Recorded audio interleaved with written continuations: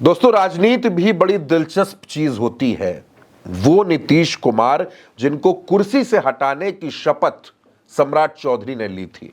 सम्राट चौधरी जो पहले आरजेडी में भी रहे, जेडीयू में भी रहे, जीतन राम मांझी की पार्टी में भी रहे, वो सम्राट चौधरी जब बीजेपी में आए और बीजेपी में उनको बड़ी जिम्मेदारियां मिलनी शुरू हुई तो उन्होंने कसम खाई कि एक पगड़ी बांधी और यह कहा कि जिस दिन नीतीश कुमार को कुर्सी से हटाएंगे उसी दिन ये पगड़ी खोलेंगे। हालांकि सम्राट चौधरी अपनी पगड़ी उस दिन खोल देते हैं जिस दिन नीतीश कुमार तेजस्वी यादव का साथ छोड़कर भारतीय जनता पार्टी के साथ खड़े हो जाते हैं।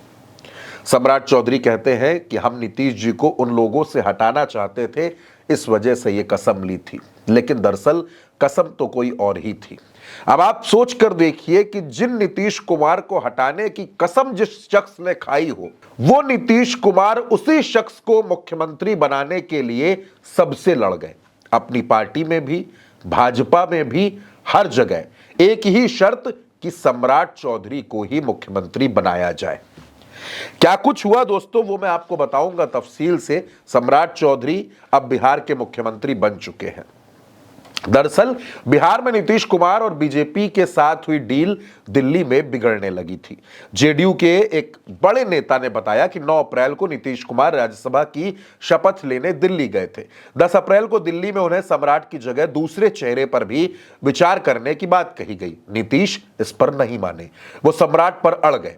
यही वजह है कि नीतीश को शपथ लेकर अगले दिन बिहार आना था, लेकिन वो 10 को ही लौट गए। जेडीयू से जुड़े सोर्सेस की माने दोस्तों तो जेडीयू और बीजेपी की एक अहम मीटिंग में नीतीश कुमार ने यह मैसेज दिया कि सीएम की कुर्सी छोड़ रहे हैं, क्या यह बड़ी बात नहीं है। सम्राट चौधरी की तरफ से भी यह कह दिया गया कि वो टॉप लीडरशिप के फैसले के साथ रहेंगे। 5 मार्च को नीतीश कुमार ने राज्यसभा जाने का फैसला ले लिया था। उस वक्त ही लगभग यह तय कर लिया गया था कि सम्राट उनके उत्तराधिकारी होंगे, लेकिन पार्टी के भीतर जो मूल भाजपाई हैं, क्योंकि सम्राट चौधरी आरजेडी, जेडीयू और हम के रास्ते से भाजपा में आए थे, तो जो मूल भाजपाई है, जो शुरू से बिहार में संघर्ष कर रहा है, वो इसे मानने को तैयार नहीं हो रहे थे। भाजपाई नेताओं की एक बड़ी टोली सम्राट चौधरी को मुख्यमंत्री बनने से रोकना चाहती थी। इसके लिए दिल्ली से लेकर पटना तक की लॉबिंग चली। सोर्सेस की माने तो केंद्र में एक मंत्री ने तो अपना पद छोड़ने तक का प्रस्ताव रख दिया था, लेकिन टॉप लीडरशिप ने उनकी सारी मांगों को, सारी बातों को खारिज कर दिया।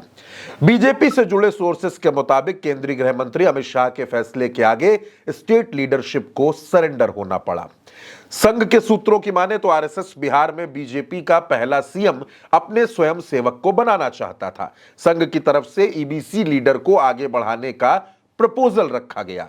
इसके लिए दीघा के विधायक संजीव चौरसिया की बीजेपी के टॉप लीडरशिप के साथ मीटिंग भी हो चुकी थी, लेकिन संघ के ही एक धड़े ने सम्राट के पक्ष में मोर्चा संभाल लिया और उनके नाम को आगे कर दिया। संघ से जुड़े ही लोगों ने यह बताया कि सम्राट चौधरी के बारे में संघ के भीतर 2 अलग अलग रिपोर्ट तैयार की गई थी। एक रिपोर्ट बिहार में बीजेपी के संगठन प्रभारी भीखू भाई दलसानिया ने भी बनाई थी। दलसानिया चाहते थे कि सम्राट को बिहार की कमान मिले और वो इसमें कामयाब हो गए। अब दोस्तों, बात कर लेते हैं सम्राट चौधरी के थोड़े से असर के बारे में।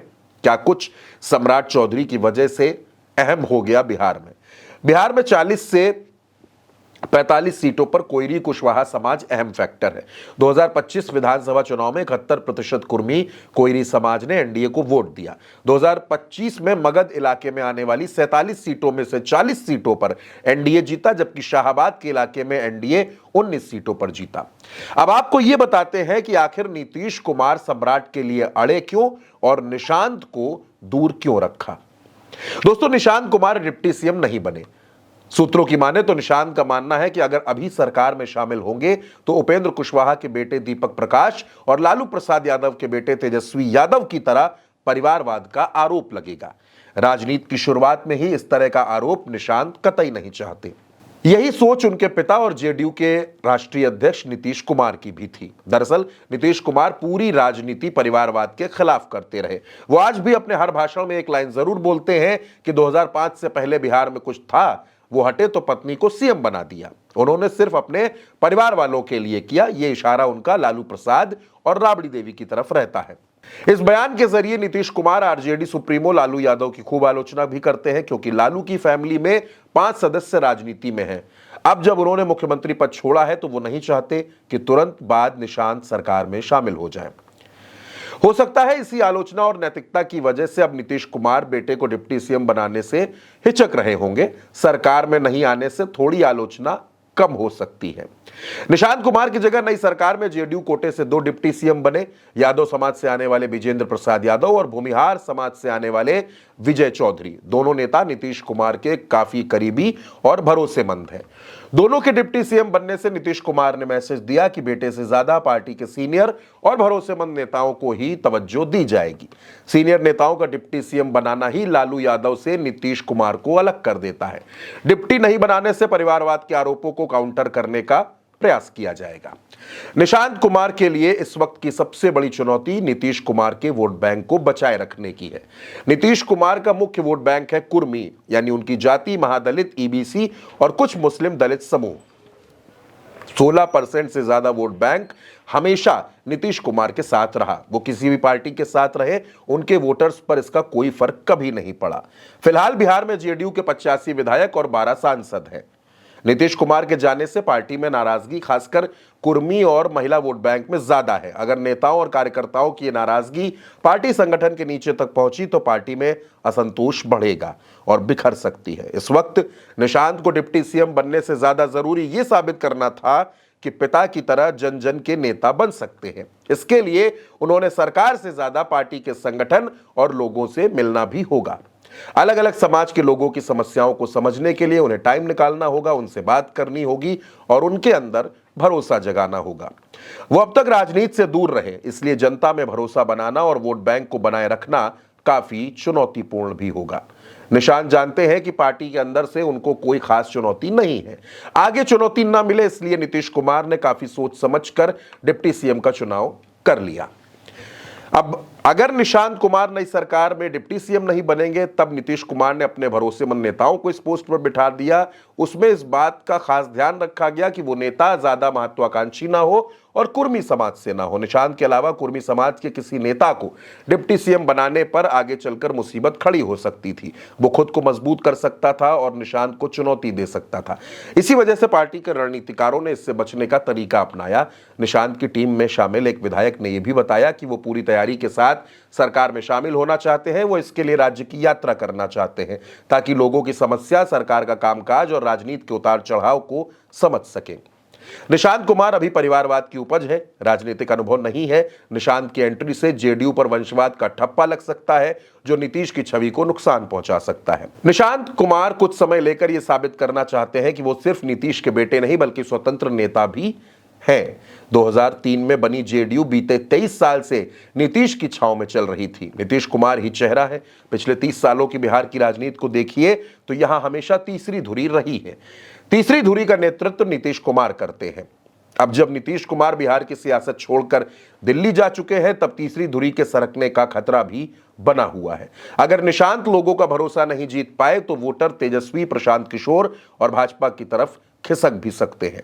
इसको रोकने के लिए निशांत कुमार को ग्राउंड पर उतरना ही होगा। लोगों में पिता वाला भरोसा जगाना होगा। अगर वो भरोसा जगाने में कामयाब हुए तो उनके लिए डिप्टी सीएम बनना कोई बड़ी बात नहीं होगी। वो उप मुख्यमंत्री तो किसी भी गठबंधन में, चाहे भाजपा हो या तेजस्वी, उसमें बन जाएंगे। लेकिन उसके लिए पार्टी को बचाना और मजबूत करना जरूरी है। सूत्रों के मुताबिक निशांत उसी समीकरण पर काम भी करना चाहते हैं। अब तक जेडीयू के पास मुख्यमंत्री का पद रहा है, यह भी एक अहम बात है। अब सत्ता का समीकरण बदल गया है। पार्टी को मुख्यमंत्री पद नहीं, उप मुख्यमंत्री पद से ही संतोष करना पड़ा है। पार्टी खत्म नहीं होगी लेकिन प्रभाव कम जरूर होगा। निशांत कुमार के सरकार में शामिल न होने से नेताओं में असमंजस की स्थिति भी पैदा हो सकती है। पार्टी नेतृत्व को लेकर कार्यकर्ताओं और समर्थकों में कंफ्यूजन रहेगा, जो राजनीति में सही नहीं है। इसमें कोई डाउट नहीं है कि जेडीयू का भविष्य निशांत कुमार है, लेकिन अभी उनका प्रभाव अपने पिता नीतीश कुमार जैसा नहीं है।